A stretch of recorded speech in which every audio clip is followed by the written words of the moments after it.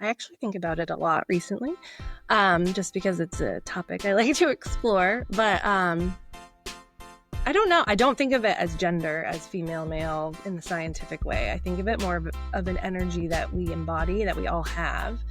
And I think maybe integration of the two energies is what we need as a society to function. And like we don't talk about what's divine masculine. I mean, I do because I wrote stuff about it, but it's not really a conversation that's out there for men to model. Like who is this? Who is the divine masculine in our collective awareness? And do we talk about toxic femininity? Because it is there. There's definitely martyrdom, You are listening to the Say Something Serious podcast, a podcast about best friends and big topics. Thanks for joining. All right. Welcome to Say Something Serious. We are so excited. Today we have with us Becca Sutter. Becca is an astrologist and a dancer. And she does something called Mythic Zines. So she takes your astrological chart and then writes a myth about your life. And Mindy and I heard about this. We absolutely had to get it done. So she wrote us both myths about our lives, and we are so excited to talk to her today. Thank you for coming, Becca. Thanks for having me. Thank you for being here. We're so excited. Thank you. I'm excited too. So how did you get into astrology? Was that your gateway? For sure. I've been into astrology since probably high school. I had my best friend actually got me into astrology, and we went, we said we're witches in high school. We like to say that we were witches. And then I just kept going with it. And I kind of lost it a little bit in my early 20s, and then mid 20s came back, started studying, and then I studied with lots of people, many different forms of astrology. And I always come back to my own skepticism because I have a lot of that. And I'm always questioning it and trying to, find what the common thread was between astrology, spirituality, psychology, all of that. And so that's where my work kind of lies. I love that. You also study psychology, right? Mm-hmm. And you are a dance instructor. What kind of dance do you? I teach mainly ballet. So I've been doing that for, I want to say, over 20 years, and which sounds crazy. My focus has been ballet, and like recently I've actually been adapting a presence-based ballet curriculum that kind of complements a more traditional ballet school curriculum to kind of a lot of my work is with children and the inner child as well. So I'm trying to keep that, thread of childhood alive to make good artists, because I think that's the key to creativity. Super cool. What does that mean? So you develop the sort of artistic nature of the dance student? A lot of what I research and study is like problems that I'm having in my life. So for example, my daughter she's 7. She's very, very smart. They think that she has ADHD. I don't think that's what it is. I think she's very, very bored. So I started on this like rabbit hole of education. I got into Waldorf education. And, I've realized that that's creating an artist is not something that our schools focus on at all. So if you have that artist vibe or you have that creativity, you lead with creativity, there's really not a place for you in our world that's, I don't know, easy. You get labeled ADHD and I'm not saying there isn't ADHD. I know there is. My husband is very ADHD, and it's possible she is too. I just think it's too early to tell. And why are we, labeling already? So I got on this, I say all that to say that I went on this like journey of Waldorf education, creativity. And then I was like, why am I not applying this to the children that I already teach? If this is how I want my child to be cared for in the world. Like, let me apply it to the world that I'm living right now, because that's like a huge part of my whole belief is being present in the life that you have instead of dreaming about, having a mansion with a yacht or whatever. I've always wanted a farm. So I started pretending like my little house on Fairfield Ave is a farm, things like that. Just live what you want now. So Super cool. I don't know if that was like a tangent that I just went on, but that's my explanation. Love that. I want to know more about that. That, and what I want to say to that is, yes, like our creativity, our differences are kind of shamed away from us at a really young age. But now I feel like what I see with like adults that I'm working with is everybody's spending so much energy and effort to reconnect with that part of themselves. Yeah. So you're doing the work now to say like, stay connected, right? Yeah, teach them to honor that part of themselves and don't let it go. Like, who says we have to be adults? We can be children at heart forever. We don't have to give that part of us up. So that's actually a good segue to talk about the book that you wrote. Right. Yeah. The Magical Divide. Yeah. I wrote that as a ballet first, based on the music of Vivaldi, which is, spring, summer, if you're familiar with his seasons. I really liked, there was like a piece that was composed by Max Richter. He like did a reimagined version of it. And I just got inspired to write this story. And I do a ballet every year for children. We create like a 45-minute children's length ballet where they go to schools, perform it at schools and nursing homes, etc. But that year, when I did it, I wrote my own version of my own ballet and choreographed it to Vivaldi. And then afterwards, I ended up writing a full book about it. And then I realized, like, the main character in it, Maya, the whole point is that she sees magic, right? As a kid, and she's watching her friends on cell phones and they're forgetting what magic is. And she's like screaming at them, can't you see the fairies? Can't you see the spring fairy? Can't you, and I realized that's me. Like, I actually just came to this realization doing your charts, because I was like, holy crap, I wrote my myth and I didn't even realize it was me. So that was pretty powerful. Yeah. That's right. beautiful. So like the crux of the book is that like you lose sort of your inner child and your ability to see magic over time. But like if you fight for it, you can keep that magic in your life. Yeah. And start shaping our children in this world that magic is real. I mean, you can take anything, like my kid washing dishes in a dishwasher. It's magic to a kid. They don't know how that works. Like, it is actually magic. We take for granted little everyday things that are kind of mind-blowing because we don't know how everything works. Just because there's science behind it doesn't mean it's not magic. 100%. I took coding in college. And to this day, when someone tries to talk to me about HTML, I'm like, so magic. So magic. So you put a bunch of zeros and ones together. Zeros and ones. It's like it's a zero. It doesn't make It doesn't make any sense. Like it does. Like you're saying, if you string a bunch of numbers together, we can do what we're doing right now. Like that's insane. That's magic. But we all accept it. We're desensitized to it. It's just we take it for granted, right? We don't understand it. We don't need to try. Right. Yeah. That's so true. And it's sad to me. Like, why? Why do we have to give up that part of the wonder that's literally every day around us? I totally believe that. Like, I feel, I think magic is real. I think like the unseen level of consciousness is real. That's something that Mindy and I talk about a lot on this pod, is that like skepticism is fun, and like a lot of spirituality podcasts, or the big ones anyway, are like focused on like, how do we draw this back to earth? How do we justify this through science? How do we, and it's like, you don't need to do that. You don't. Even you can't. You really can't. You can try as much as you want to. It can't be done. Actually, I was thinking about this morning, and I started writing something about it. I think that because I do have a logical mind, which I do like about myself, that I'm skeptic about everything first.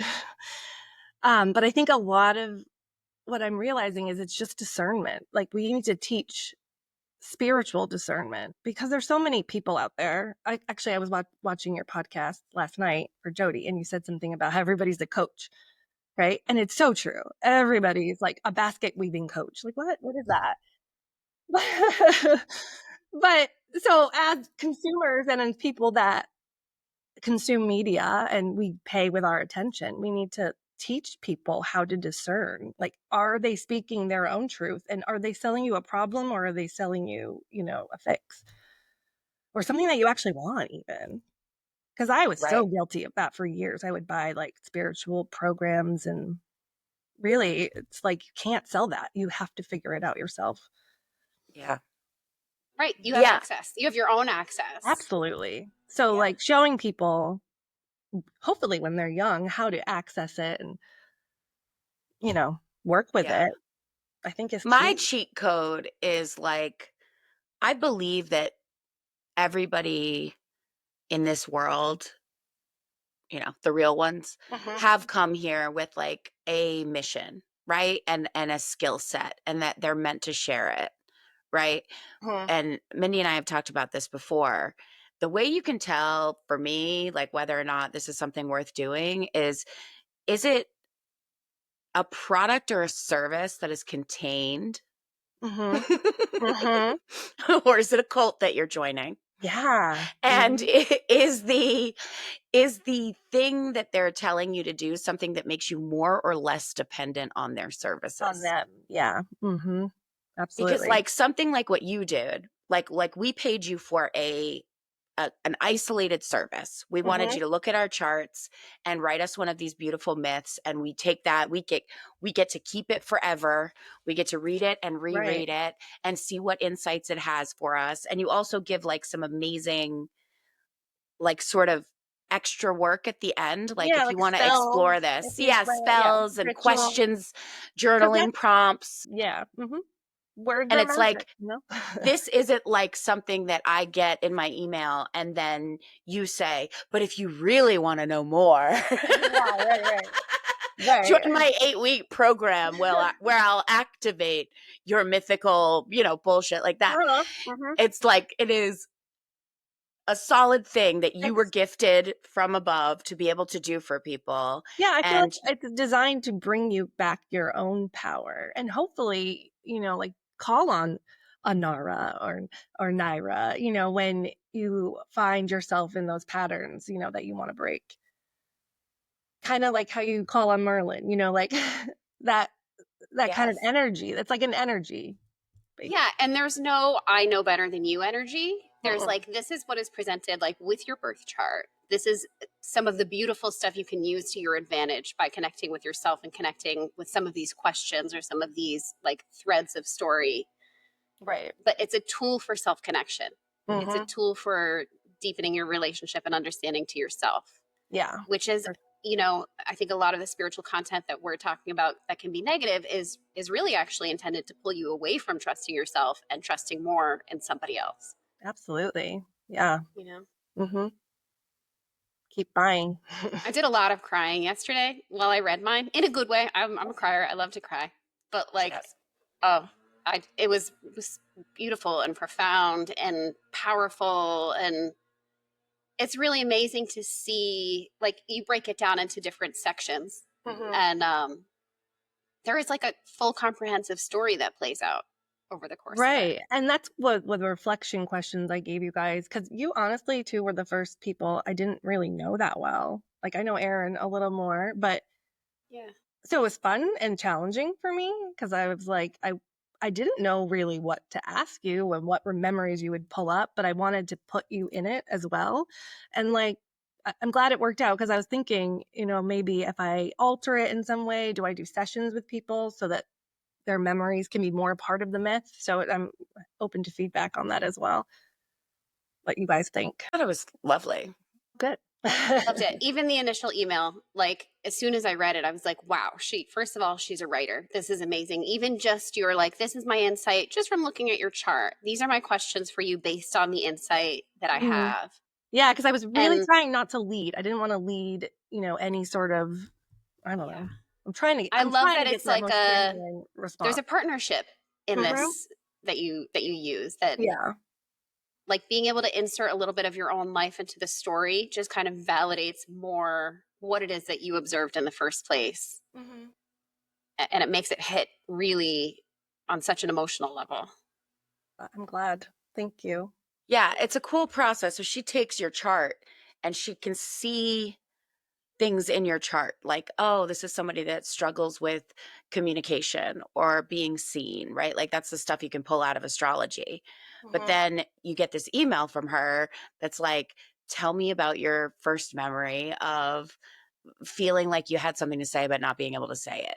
Or, you know what I mean? So that there's like inside your myth, like actual Mm-hmm. life experiences. Mm-hmm. My myth includes like me coming out of the closet. Like that was one of my memories, right? Mindy had some really personal stories about her childhood in there. I read Mindy's as well. And they're just, and the way that you write is, it is so magical. Like Yeah. like you have this, like, it really feels like, uh, somebody wrote a real book about you, like a Right. real That- epic myth. that's the vibe I was trying to go for, because I was thinking of, myths that are actually alive and well in our society. And where did they come from originally? Who knows? 1,000 years from now, somebody could read your myth and think you were a real goddess in the sky. Who knows? It's true. It's true. Do you know, like from a therapeutic standpoint, what I love about this, and like you're in school for psychology, so you're Yeah. already in this field, and I think you're bringing this to it naturally, maybe not knowing, but I'm thinking about going back into this childhood memory that you have that was like a struggle, right? Like the first time you had a hard time speaking up when you knew you had to be quiet. And then you offer a reframe of that memory through the myth of how you turned that into a strength. And so, like, we're not always aware of the stories we tell ourselves and the limitations we put on ourselves based on those stories. Right. It's like you have reframed the whole story and empowered, you know, the person, I guess, like the Client or the individual. archetype or the Yeah. client, whatever you want to, what language you want to use. But I think that can help so many people, because we can get stuck in thinking like, well, this happened and that means something bad about me. Whereas you're like, but look at how you use this strength to turn that into something more beautiful. And that's your hero's journey, that's the magic of life, really, and what we all have to offer. When you say the hero's journey, do you sort of use the tarot as an arc? Tarot, but so I don't know it probably as well as you do, but yeah, actually, for me, when I think of the hero's journey, I always go to Wizard of Oz, because I'm obsessed with the Wizard of Oz and Wicked. But the arc of leaving home, coming back to yourself, that whole Joseph Campbell hero's journey. Everybody has to go through it, and everybody has to overcome something. It's a classic story of like Buddha, enlightenment, all that. We all have a hero's journey, a personal hero's journey. So, Yeah, that's kind of the idea of the major arcana in tarot, is that you start as the Fool and you end as the World. Yes, I and love everything the Fool. that The Fool is happens. my absolute favorite tarot card. Your favorite card? Love it. The Fool is the potential. It's zero. It's anything is possible. So, and that's like the edge that I think is truly peace and freedom, and what we're all searching for. That feeling of anything is possible. We want to carry that like through our whole lives, because it's never the end. It's never the beginning. It's always this field of potential. That's what we really live in. Love that this came up, because I was listening to Deepak Chopra this morning, and he said his formula is 0 equals infinity. Right? Yeah. Like your 0, your nothing has infinite potential to be whatever you want it to be. I totally agree. And I break it down too on my website. I have the 0 and 1 philosophy. That's what I call it. And it's just like, and it's just energies. It's whatever. It's a line, it's a circle, it's the container, and it's the forward motion and the individuation, and it's so important to individuate, but then we all need to return back to the collective and integrate, to advance wherever we're going spiritually as a society. I think it's important that we do the individual work to help the collective.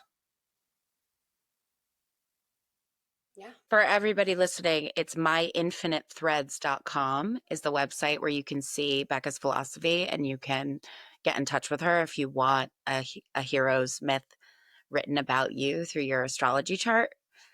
I want to read. Can I read some of your writing here? This is the page 1 of the myth that she wrote me, just so you can get a sense of how epic it feels.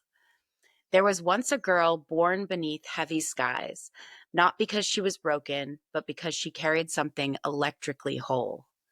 From the moment she entered the room, the air changed. Some called her trouble, some called her power, but no one could look away. That is Erin. Like I couldn't download yours because it said I didn't have access, but oh my God, that is My you. Lord. Like from My our whole Lord. lives. Yeah. My Lord. Either way, you can't look away.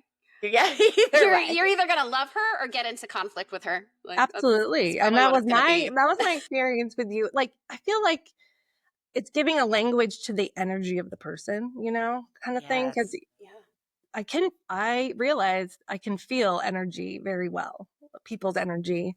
I'm sensitive to it, and I could never put words to it. So this is like my way of doing that as well. Because I knew you a little bit before this, so I had a little bit more information. It's just like so dead on. What in my chart? Obviously, like, yes, you read my energy because we worked together for a little while. You knew me. What in my chart, for people that aren't familiar with how star charts work, kind of like leads you? Is it, most people are familiar with their sun, their moon, and their rising, but there's a lot of other stuff going on in that chart. What I look at, so in the beginning is your ascendant. It's how you came into the world. So I'll look at your rising sign. Any planets that are around that sign it's going to speak to your influence, the influences around you as a child. I think one of you has Saturn near the cusp, which makes you a little bit. I think it's Mindy actually, makes you more of an adult before your time, kind of things. So I look at that. At the beginning, and then I look at the whole energetic field of the chart. So you start at your ascendant, you go down to your IC, which is kind of like your roots, that bottom of the chart, and then you go over to the descendant, which is kind of when you go out into the world, in the hero's journey, and the top is you. That's where you're going. That's your midheaven. That's what your direction, your soul direction in this life. So I use that as kind of like an energetic imprint of the chart. You both have Scorpio rising, so that's water. Actually, I feel like I have so many Scorpio risings in my life. So I know them really well. You both have Scorpio, but you have different trajectories because on the bottom of your chart, like Mindy had, Erin has Pisces and you have Aquarius, right? Is that right? Maybe. I have to pull up my Either chart. way, it's a different. I don't know anything about any of this. Sorry. No, that's okay. It's a different energetic field. It changes elements. Like Erin stayed with water, you go to air, and then you go up to the next part of the chart and you see what's there. And then at the top, you both have different tops as well. As she has Leo, Erin has Virgo. Right, that was a big one, Virgo, for you up there. So it changes the energy of your life, basically. And then I take the wound or the fracture. The fracture is kind of what I got from your reflections, the moment maybe that something fractured in your life that separated you from your wholeness. And I look at Chiron, which is actually not a planet. It's an asteroid. But it's called the Wounded Healer. So, and in myth, I believe, oh gosh, what is the name of the person? You guys familiar with myths, with like Roman mythology or anything? Somewhat. Not that much, no. I'm gonna mess it up. But Chiron basically used to heal people. He was a god that healed people, and he's called the wounded healer. So in that's the power of Chiron. Where it lands in your chart is how you're going to use it in the world around you. And then I look at Pluto, because Pluto is pretty powerful. It's the destroyer. I think, do you know who Kali is in Indian philosophy? Kali. Yes, Kali. Yep. Like she like cuts off heads and The goddess of war. yeah, but she's power. Destruction. Destruction, Yes.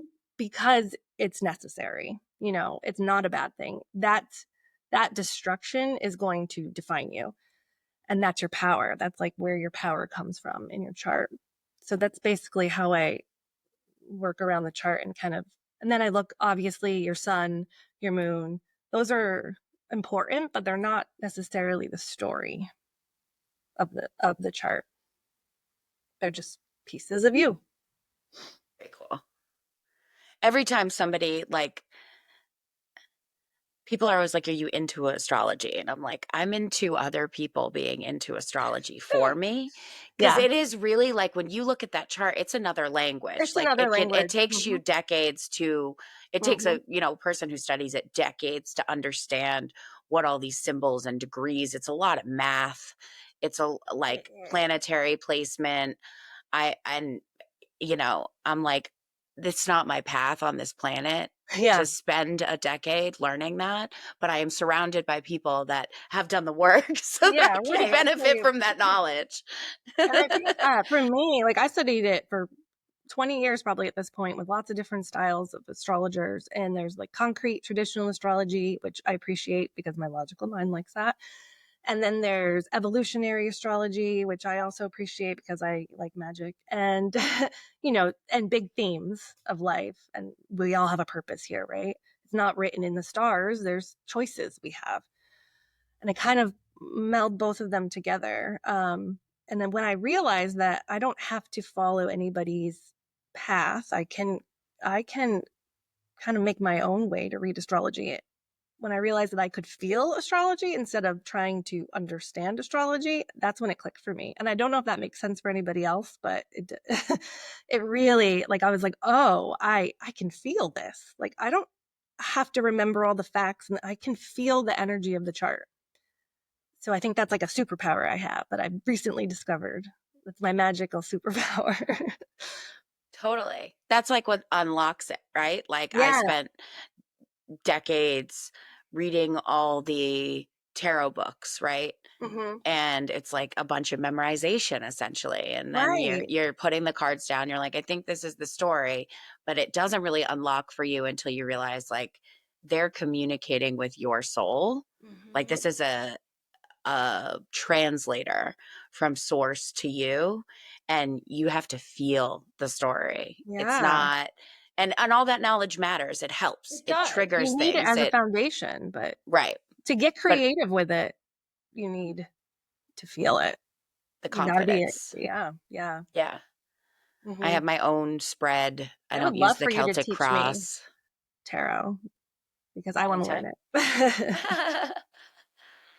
I think it applies in a lot of areas of our life. And it's something, again, that has been kind of a little bit taken away from us over time. Like this trusting yourself, trusting your gut. Janine talked about it with us. Like, just say the thing, right? Say the thing that comes up, because this could be meaningful. Don't block it. Like, let it flow. Trust that knowing, trust that feeling. And you don't have to understand it right away. I mean, that happens in Reiki, and like, you go, right? I got trained, the movements, kind of like the meaning of all of the chakras and the areas of the body. And that only is helpful to a certain extent. And then you have to step aside and allow for what has to come through and feel that. I was at a Reiki training actually recently, and the woman that I was working with was like, she was having so much trouble. She's like, I feel like I'm making it up. And I'm like, well, to a certain extent you are, but you're not, like you're feeling it. It's coming from somewhere. What you're feeling isn't invalid. That's the power. I don't know. Yeah. You have to trust it. on some level. Like you have to You have trust to. that what you're being compelled to say, and the safest way to do that, I think, is to try to put your ego away. Yeah. Right? Mhm. Then, wrong or right, you know that it's coming from a spiritual place, a soul level place. Mhm. Whether it lands or it doesn't land, you know you didn't say it because it serves your narcissism Exactly. or your ego in some Mhm. way. And Mhm. so in that way, it can't be wrong. Right. I also think that little bit of doubt is helpful. Like I think I'm very much like you. You said this at the beginning. I love the science. I love the answers. I love the knowing and understanding. And I don't think a little bit of doubt about like, I don't know where this came from. I'm just going to say it, like that humbleness approach rather than like, well, I know that this is what's happening. And some people are like that, right? Like I felt this and I know what that means. But what about like, you know what? I noticed this thing. I'm not sure. What is this? Does this hold anything for you? Does this have value for you? Does it make any sense? Mm-hmm. The humbleness, the not knowing is okay. You don't have to know. Exactly. Yeah. That's so important. Definitely. Yeah. And to realize that like you are giving yourself up as a vessel for a higher power in a lot of ways. And so it is trusting not them. you. It's not you saying, I think that you're struggling with X, Y, and Z. It's saying what I'm being compelled to express to you is Yeah. X, Y, Right. and Z. It's Right? almost like a divine feminine language. Like, I always speak in archetypes, but like it's the energy of the feminine that I think is so important and so missing right now. And I think is trying to break free. But yeah, to listening first and then speaking and holding space for people to have their own experiences. Yeah. How do you think about the divine feminine, the divine masculine? I actually think about it a lot recently, just because it's a topic I like to explore. But I don't know. I don't think of it as gender, as female, male in the scientific way. I think of it more of an energy that we embody, that we all have. And I think maybe integration of the two energies is what we need as a society to function. And like we don't talk about what's divine masculine. I mean, I do because I wrote stuff about it, but it's not really a conversation that's out there for men to to to model. Like who is this? Who is the divine masculine in our collective awareness? And do we talk about toxic femininity? Because it is there. There's definitely martyrdom, lots of things, giving too much, putting everybody before yourself and then saying, oh my God, look at me. That's toxic too.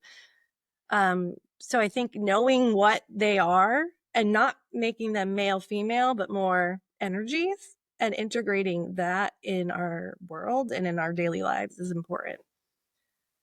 How do you think of the divine masculine? Like, what do you think that men could mirror or reach for energetically that would help them feel more comfortable in their role in the new earth? I think a lot about, I think I told you when I ran into you the other day at the store that like I've heard about this like mass ascension my whole life. Me too. And that I've always been like, yeah, I don't know. I'll see if it gets here. You know what I mean?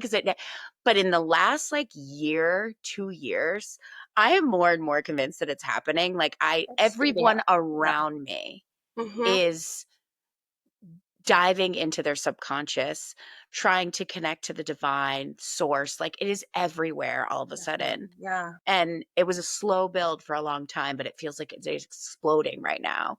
And it's a matter of time before it gets to men who don't have podcasts.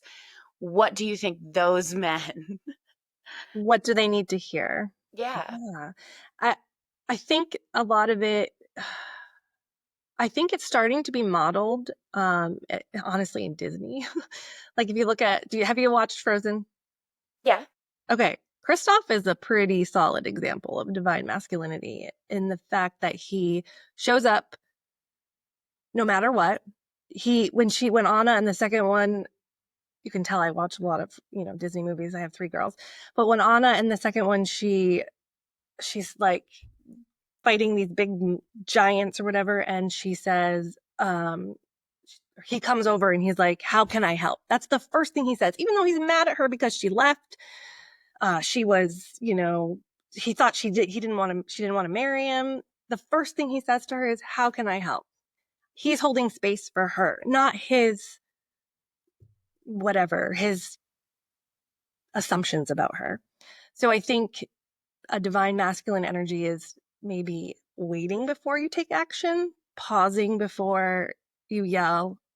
Not that all men are yellers, but things like that. Like control over your reactions. Yeah. Emotional regulation, awareness that what they say matters, what they do matters, and there are other people involved. So I guess it's more about getting the energy of the zero, the container, the vessel that holds potential. They're all, I think, I'm not labeling men. I'm saying the energy of that male, the male energy, the toxic male energy, is maybe giving it more pause, hugging and when someone cries instead of like getting angry because you don't understand why. I don't know. That's just thoughts. Do you have any thoughts? I think men are naturally like problem solvers. Yeah. Right. Like that feels like their comfort zone. Like, here's a Mhm. problem. Here's a solution. Like, let's fix it. Right. And Mhm. something that women tend to sit more in is like the emotion of the problem, like the underlying thing Yeah. playing out beneath the problem. And I think this comes up in relationships where women like might say something and then like offers a solution real quick, which could feel insensitive or judgmental. But it's not, again, like they don't have that awareness that that's even happening. It's kind of how their brains work. It's how society has Exactly. trained them to be. And it's quite not about honestly, labeling them. Yeah. I resonate with that because that's how I am. Like, I have a lot of masculine energy when it comes to relationships. I'm very analytical. I have an Aquarius moon. I don't know if that you know what that means, but it's very like, it's in my head. So I will process. My husband has a Cancer moon. That's like water central, like just he feels everything. The two of us process things very differently. And I would say he has actually a more of a feminine energy, and I have a more masculine energy in that aspect. And I have to remember, like, okay, he just wants to vent, you know? Like, I gotta pause before I go, let me fix this for you because I can fix it. This is logical. There's an answer, everything is, there's an answer for that. We can do that, but he needs a pause there, and it doesn't matter, man, woman, like some people have that energy and they need to cry about something, even though there's an obvious solution. Like sometimes that has to happen. You have to process.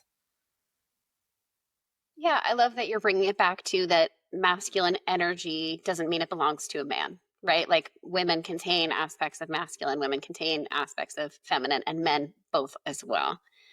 I think it's important to remember that when you're thinking about the masculine feminine energy. Yeah, I do too, because so many people get wrapped up in the language around male, female, and that's not what I mean. Think of it a lot in terms of how, like, the Hindus say that, like, man is matter and women are the energy that moves matter, like, as far I as the like god and that. the goddess. Yeah, uh-huh. And so I think that, like, the first thing that pops into my mind when I think about that is, like, testosterone and how, like, men are given the gift of, like, steady attention and energy Mm-hmm. throughout the month, and women have more of a roller coaster Right. of, like, really divine spurts of energy and intuition and the ability to do all these incredible things, but also these lulls.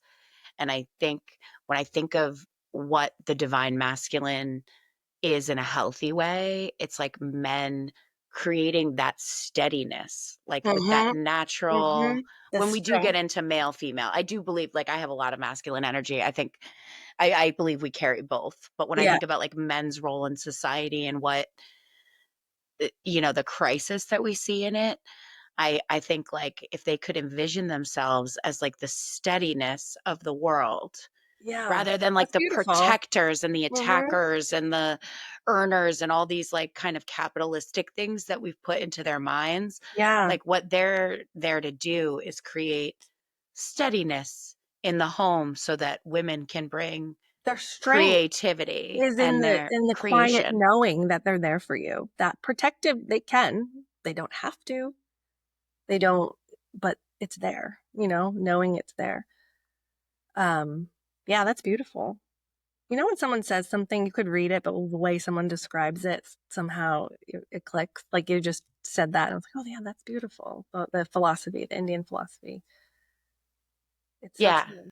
They and you can see it, you know, Christians, for Mhm. example, like use the same like the man is the seed, but the woman creates Yeah. life, right? Oh, Like you that can story a literally man is can get a everywhere. house, but a woman makes it a home. Mhm. Like women are the animating energy that takes matter and creates purpose in it. Which is a Absolutely. very female-centered point of view, but I'm But hey, unapologetically No, I on think what that you're tip. saying is the steadiness of the male energy brings a lot of freedom to us too. Yeah. Like this is a story that's so unrelated, but I'm thinking about like when Sean and I were young, really young, like early 20s, probably. I remember being out one night and someone was kind of like a little bit bothering me. And I remember Sean coming up to me and being like, I'm here, but you got this. Like, I'm here, nice. That's but exactly the I'm not Kristoff going to moment. interject. Like, Mhm. I know you can handle this. You So, got this but on like, yourself. there was that steadiness. Mhm. Like, I know he's there, but he also trusts me that I can deal with this on my own. Yes. And like that's some beautiful. men feel the need to solve the problem and get in the middle of it, get involved, Yeah. stop Get whatever's aggressive. happening, get aggressive, whatever. He just like offered me a moment of steadiness Mhm. and also trust. Like, you got this. I'm here, Yeah. That's it. That's I it don't in know a if that makes nutshell, sense. right? Yeah. I think maybe if people start talking about the male female energy, not so much as gender, but as something we both, all of us need to explore within each other and ourselves, we won't be so divided because it gets to be this one side versus the other side. And it doesn't have to be that way because we all have these energies within us. Yeah. I hear in, politics now, there's like a real fucking problem going on for some people This one? around gender. Like there's one particular group of people that's obsessed with people's gender expression. And I thought a lot about it because I kept hearing conservatives say like, well, what is a woman? Define a woman. Yeah. And I think a woman is a person who is living their life on this planet this time through the lens of the divine feminine. Mm-hmm. Mm-hmm. I like that. What else are you know what I mean? Yeah. Yeah. And so trans women they are living their life through An the lens energy. of the divine feminine. Mm-hmm. That's how they're relating to the world. That's how the world is relating to them. Yes. And like anybody has access to that. Just like a trans man or maybe a very androgynous or very masculine presenting woman is viewing life through maybe more of a mix or more of a masculine lens. Mm-hmm. Mm-hmm. Yeah, and they're sensitive to the energies that are all around us, and there's nothing wrong with that.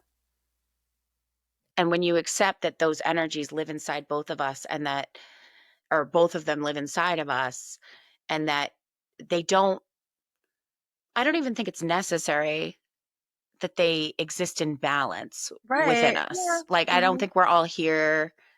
I don't feel like I'm existing in balance of masculine and feminine energy. I feel like Right. I've clearly come to this planet with more feminine energy than masculine energy. And me as well. I don't feel like I have a ton of masculine energy, but I notice it when it's in there. Totally. And I honestly actually was like thinking about it even more recently, and I'm like, I went in this like rabbit hole in my own brain about masculine, feminine, and in creation, and I'm wondering, how there's manifestation, new age like you think and you will become blah, blah, blah, ask and it is given. What if the creation itself, the hormone of creation is the balance? So when you're putting something into the world, you need to balance those energies properly in order to create something that's going to become matter or weight or whatever, something of matter. Does that make sense? Where's my Say brain? more. Say more. Like manifestation in the classical sense of like The Secret, how it was a big hit, all that. There's some truth to it, and we all recognize that because it was so popular. But that's not the whole story. Like when you want something, you have a desire, you have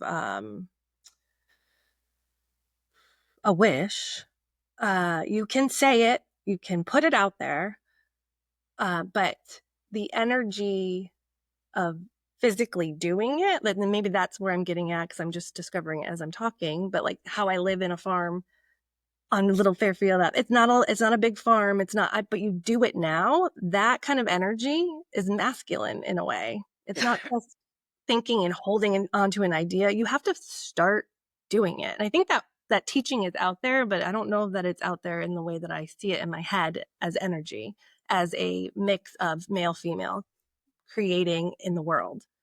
Does that make sense a little more? Yes. Okay. Yes. I definitely, I hear you. I think what you're saying is there are some people selling manifestation as this, like, first of all, I think a lot of people have this like toxic view of manifestation. Like you said, like, I want the yacht and I'm going to like wish for that. I want this like really expensive pink car and I'm going to wish, put it out there. Mm-hmm. What I hear you saying is like, there is a part of it that's magic and the divine feminine. And then there's also an aspect of what we call manifestation, which could also just be called creating your life, that requires taking action, that requires like getting in touch with that masculine energy that you have and knowing what are the steps that are going to get you to living out that dream. It's not about sitting and waiting for something to just come to you. Although I think there is magnetism and magic in the energy of using both. Yeah. Right? Like you and that's have to like put the hormone of creation is this melding of these two energies. And it's true from like the dawn of time, male, female. That's why we're here. I had it was a few years ago that like I was maladaptive daydreaming, I'm sure, I have about that like problem. having more money, a bigger house, and I wanted all this stuff. And I did a little meditation about it. And the message I got was like, because they say like act as if, right? And like think about how it would feel. And the message that came in like so loud and clear is like, bitch, you have access to every single thing that you just listed. Like, you think if you have $1 million in the bank, then you can sit outside and have your coffee in the morning? Like, bitch, go outside. Right. What are you doing? like you said, like you're all of a sudden you're gonna be a millionaire and you're gonna have a goat. Like go plant a garden if that's what you think you would do. Like nothing is holding you back from this reality. We're not like inside a cave trying to manifest abundance. Like we're living in an abundant timeline, in an abundant country, at an abundant time, in an abundant class. Like, and I had to like, I needed that message to come in. It's like, oh, you think like, oh, I don't know, like everything I thought that money would give me access to, I already had. And so it was a mental thing. I think a lot of people are chasing a feeling by trying to, obtain some like objective reality for themselves. But really what they're looking for after that is the feeling that comes with it. And you do have access to it. If you can look in and see like, what is it that I think would be better about my life if I had $1 million, if I had this, oh, I can have all of those things now. I can start, like, it doesn't mean you don't want to work hard and be abundant. That's fine. But you can access the states that you're looking for through practice right now. Yep. And believe that you are deserving of them. Like something in my mind was saying, you don't deserve to have tea out in your garden until you've made it to some imaginary level in your mind. And it's Mhm. like, yes, you do. You Like, do. And that's so true. And that's the blocks. You have to go within and be like, where does this belief come from? Why? It's so ridiculous. Why can't I have tea outside? We have to question ourselves and these beliefs that either were given to us or we developed over time. Right. And it's also wired into our nervous system, right? To like not rest because it's not good enough. We live in hustle culture. Like we need to be as productive and, whatever as we possibly can. So there's work around that too, like For sure. learning to relax. And maybe you Absolutely. need to go to therapy. Maybe you need to practice your meditation. Maybe you need to visualize yourself, practicing the things that you want to feel and start a little bit day to day. There are many ways, right? To Yeah. somatic practices, connecting with your body. But there are so many levels to why it's hard, but it doesn't mean it's impossible. Yep. Well said. capitalism, Mhm.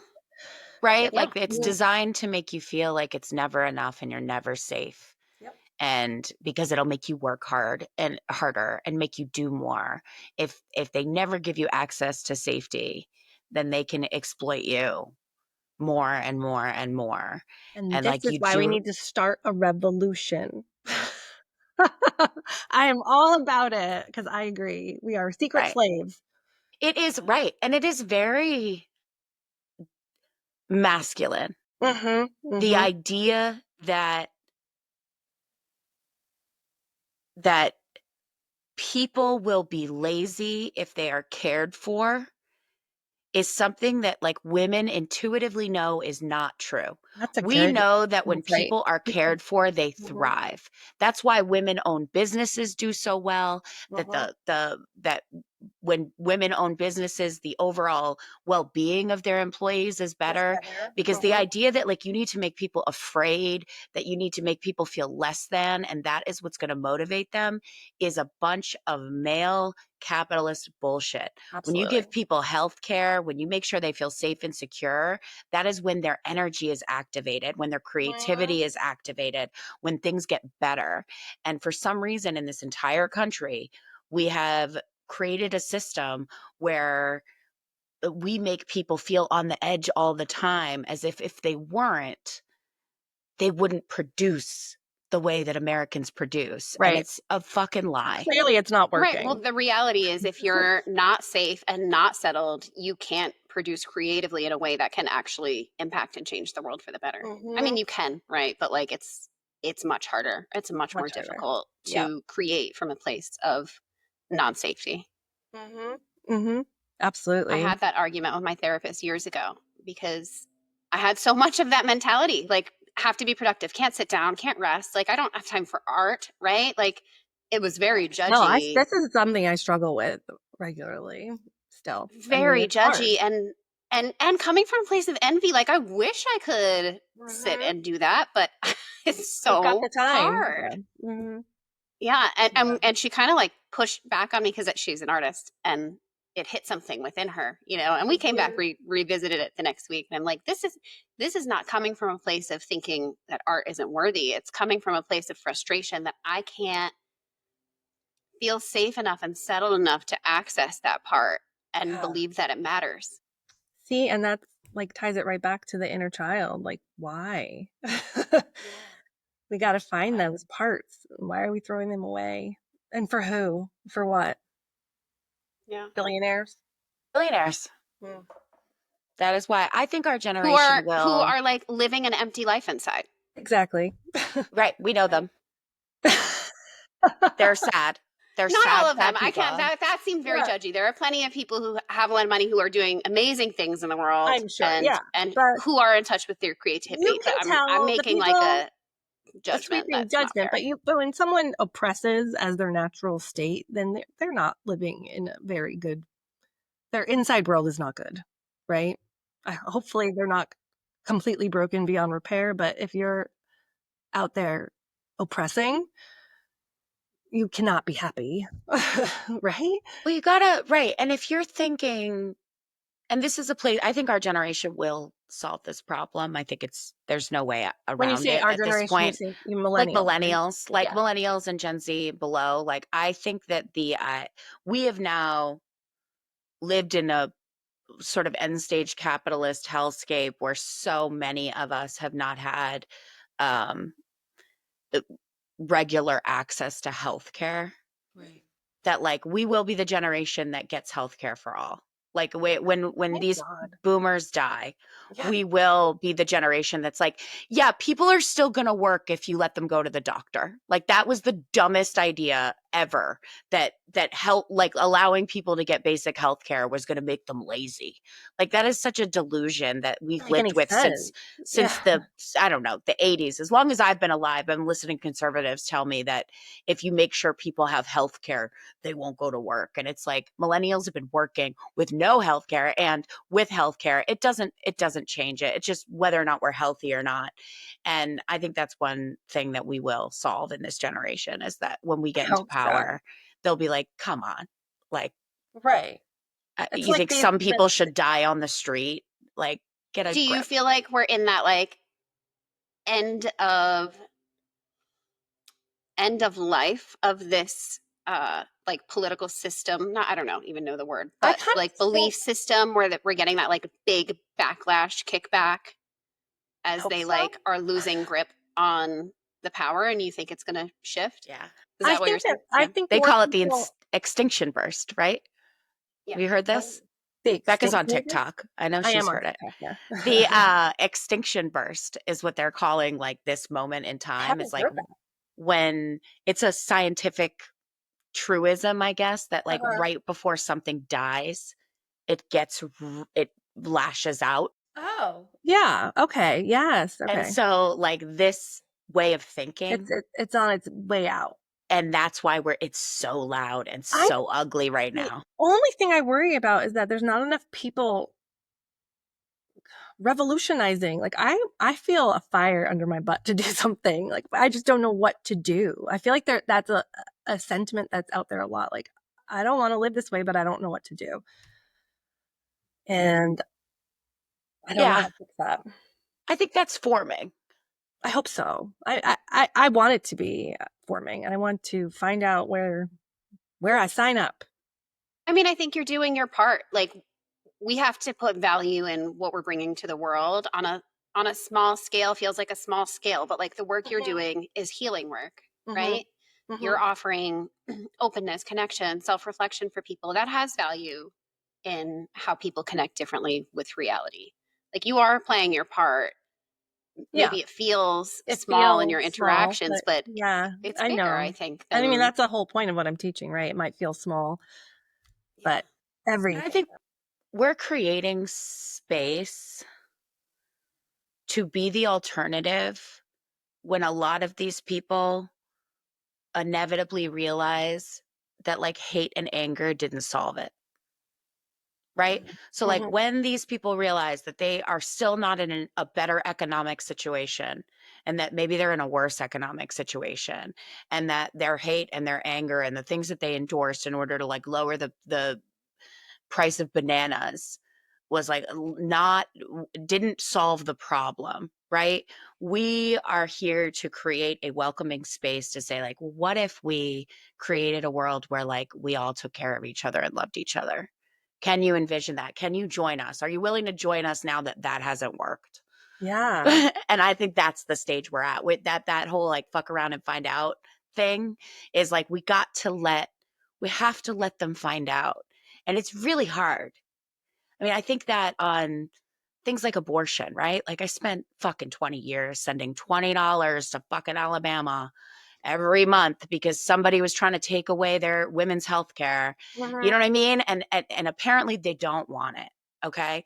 And so, yes, there are women in Alabama that are going to die.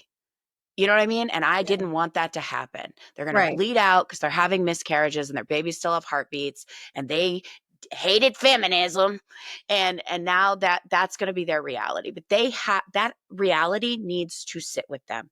They need to get to a place where they're like, oh, that's what the fucking liberals were trying to prevent. Yes, because you can't teach perspective. Like they have to live through it. So true. And so we're in the find out stage, which is so hard to watch. And I think all we can do is like build this space and then love them when they And come this is through part it. of it, right? This little podcast, this like community, building small to then grow out.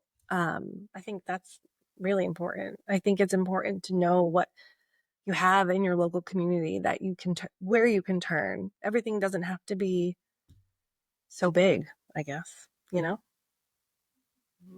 Yeah. And our job right now is to stay rooted and try to expand our empathy. That is the theme of my myth. Is being rooted. Why don't you read us one of your favorite pages to finish Flame us? of the Rooted Grove. I think I'll read like the first introduction. You think like yours? Because I mean, you heard it, but anyone else who knows me, I don't know. All right. Woven through her were stillness, sorrow, and strength. Her threads stitched by hands older than time, not memories of places or names, but of feelings. How to read the air before it breaks. How to quiet her breath so others wouldn't notice her longing. How to survive without being seen. It's pretty accurate, right? It's so good. Everybody go to myinfinitethreads.com. Email Becca. Get your myth done. I want to say a little more because this is where I'm saying like the reframe comes in. I'm going to skip a little bit of like the personal detail. And what she wrote is, and still she whispered her light into the cracks. She learned early how to hold the weight of others, to be the anchor in the storm she did not cause, to keep still so the room could stay intact. But deep inside, a spark flickered. Even then she knew this is only temporary. It's so juicy. It's so beautifully written. Chills. It's so juicy. Yeah. I know, me too. It's so good. Well, you have such a beautiful talent. Thank you. Yeah. I would read anything you write.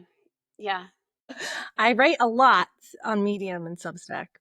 But okay. Where give people your so they can subscribe. I'm the Mindful Muse, I believe, on Medium, and I think both. I use the Mindful Muse as like because I'm so terrified to be seen that I couldn't actually put my name. That's why Mindful Muse. We're working through that. I'm working through this clearly. So yeah, I'm on Medium and Substack. I write on both of them just because I have a lot to say, but I don't necessarily always say it out loud. I have no idea about that, and I love your writing. I am a Substacker, and I will be subscribing today. Awesome. The Mindful Muse. Thank you so much for doing this with us, Becca. Thank you for having me. It was fun. I love all of the things we talked about. It's literally what I think about all the time. I think we're going to have you back because we got so into our conversation, we didn't get to flip tarot. Like Erin and I were like, we're going to flip halfway through, but the conversation was too good to disrupt. Yeah. So you just have to come back. That's it. That's fine. I had fun. Yeah. Here, I flipped some, but like I'm going to tell you what I flipped. This is what happened. This is what's been happening on all of our shows is that I flip the cards at the end and they just go through everything that came up naturally. So like all potentialities. Deep listening. You are an emotional creature and you fertilize that great power. Life is showering you with abundance. Free yourself from secrets and discover the hidden treasures within. Like all those things are like, we already talked about them. Yeah, that's awesome. We were led there without the cards.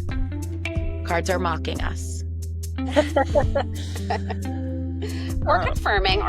I also want to share really quickly, where is my picture? I wore my pigtail buns today in honor of my mythic goddess because she has horns. And I love her so much. And the funniest thing about that is when I get angry, Sean likes to tell me that I'm growing horns. Seriously? And so I'm just like embracing that. Yeah, he's like, the horns are coming out, you know? It's like the divine feminine. This is my divine feminine. horns. Love it. All right, I guys, love that it. was amazing. Thank you so much. Thank you so much. Thank you so much. I had fun. I appreciate it.